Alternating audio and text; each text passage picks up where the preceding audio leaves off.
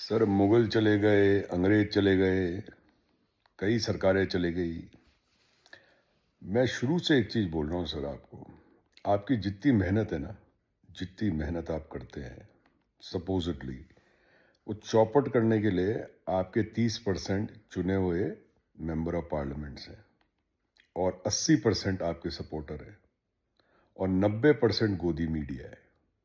ये मैं आपको दावे के साथ कह सकता हूँ। आप देख लीजिए ग्राफ किस तरह गिर रहा है, वो इन लोगों के कारण गिर रहा है। इनको ना बात करने की तमीज़, ना इनके संस्कार सही, ना इनका सनातन धर्म से लेना देना कोई।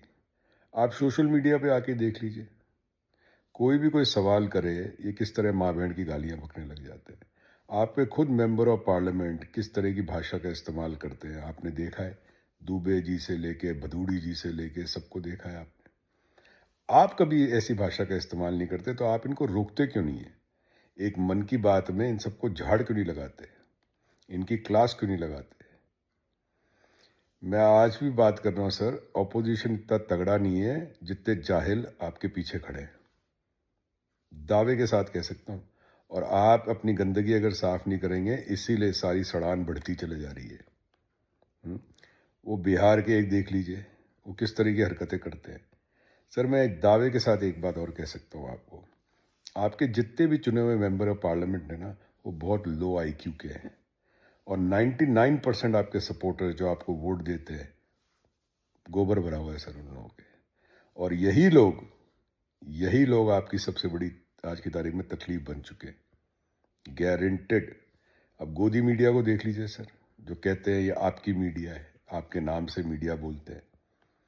क्यों सर? प्रोग्रेसिव कंट्री वो होती है जहाँ पे सवाल जवाब होते हैं, जहाँ पे डिबेट्स होती है विद लॉजिक्स। इन लोगों से कोई लॉजिक में बात नहीं कर सकते आप अपने कमेंट सेक्शन जब जाते हैं ना, उसमें जाके देखिएगा कि इन लोगों की मानसिकता क्या है। आधे से ज़्यादा फर्जी आईटी सेल वाले ये आपने घुसा रखे हैं, जिनकी ना शक्ल ना सूरत, बस ये बकते रहते हैं, भौंकते रहते हैं, जैसे गली के कुत्ते भौंकते रहते हैं। भौंकने से क्या होगा सर? चलिए आप प्रेस कॉन्फ्रेंस नहीं करते, आप किसी भी सवाल का जवाब नहीं देते, मगर ये जो पाले हुए आपने हैं रंगरूट, ये भी नहीं जवाब देते। जितने गोदी मीडिया के पत्रकार हैं सर, मैं आपको बता दूं, दुनिया के किसी भी मीडिया हाउस में इनको $1000 की नौकरी नहीं मिल सकती।